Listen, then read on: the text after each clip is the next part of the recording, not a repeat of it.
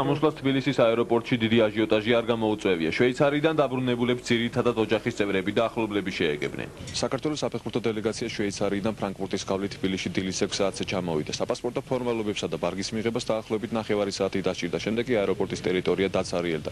შვეიცარიასთან მატჩის კომენტარს თავი აარიდეს როგორც მწვრთნელებმა, ისე ფეხბურთელებმა. ერთადერთი ლადო ბურდულთან მოხერხდა გასაუბრება. ძალიან ცუდად ვეთამაშეთ. შესაძლოა არ გამოგვივიდა რა რაც ჩვენ უნდა ჩაფიქრებული.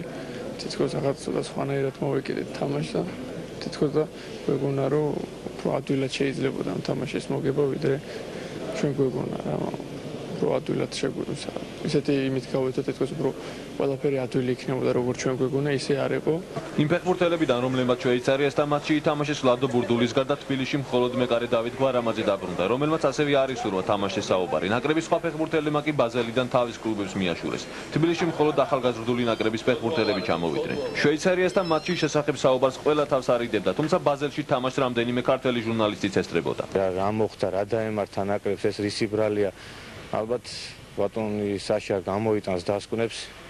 მე მგონი რომ ჩემი აზრით დადგა დრო რომ გარკვეული კარდინალური ცვლილებები მოხდეს ნაკრებში. საჭიროა კარდინალური ცვლილებები თვით შემადგენლობაში. ამ ზოგიერთმა ფეხბურთელმა აშკარად უკვე თავისი ლიმიტი ამოწურა ნდობისა. ასეთ იყო შვეიცარიდან დაბრუნებული ქართული დელეგაციის შტაბის წევრები.